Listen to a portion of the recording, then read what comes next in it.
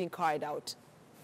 Thank you. Right now, we have not really quantified, but we believe we have lost in excess of at least 10 million plus because of the magnitude of this stoppage from across. You see, in Nairobi, you have so many vehicles from up country and from the estates that are meant really to ferry passengers to come to town for their economic activities. But later on, we should be able now to come up with the proper figures. And I realize, and I've heard that some of our PSV have been stopped and kept away.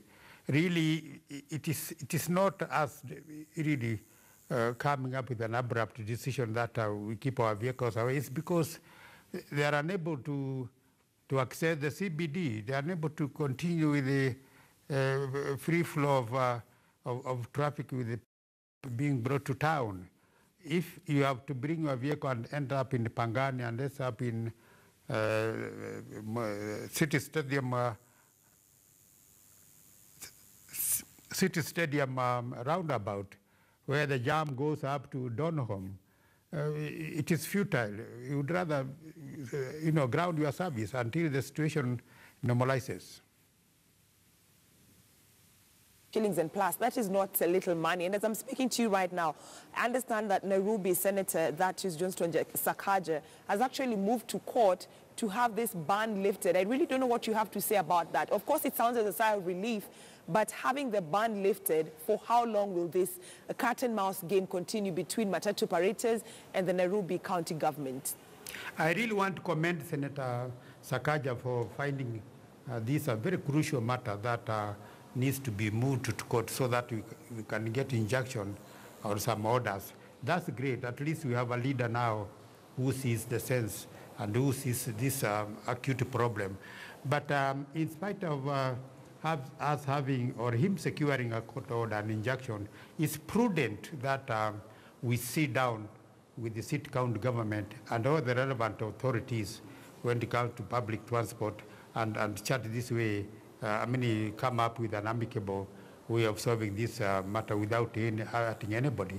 You realize even the long distance who are normally have secured their terminis, have leased from various property owners, and also have booking offices. They are also affected. This affects every PSV that lands in Nairobi as we are talking. But then let's look at it from a different scenario. Here we have Nairobi Senator Johnston Sakaja moving to court to try and convince the court to lift the ban that has been put in place by the Nairobi County government. But my question is, before the senator decided to move to court, was the matatu operators under the Matatu Owners Association, Matatu Welfare Association, planning to move to court to challenge this ban?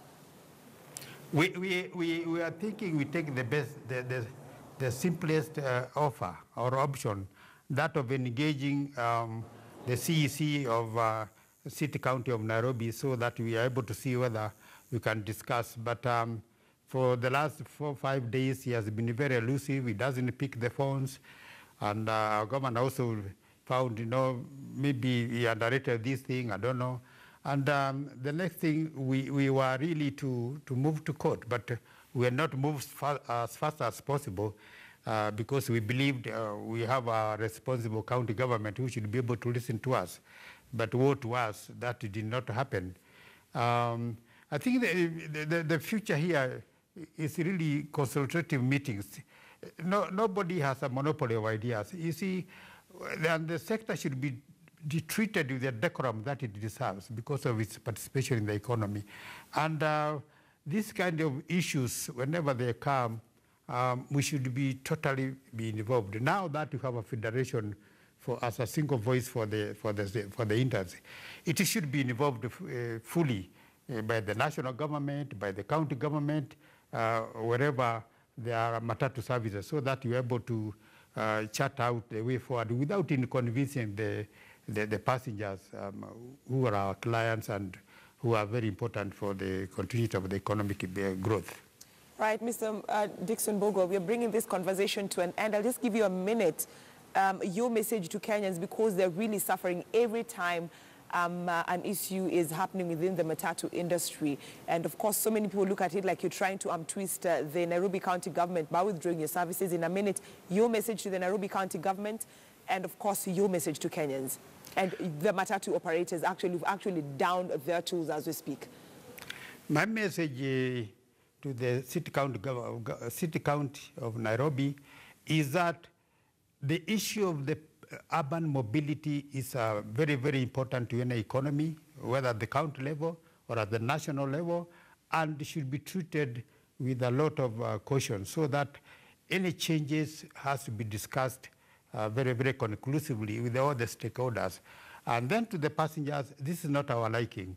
I'm sure they have been following the debate. We have continued arguing that the places that you are supposed to migrate or relocate are not conducive for the operations because of certain requirements, that they can washrooms, and we have mentioned them.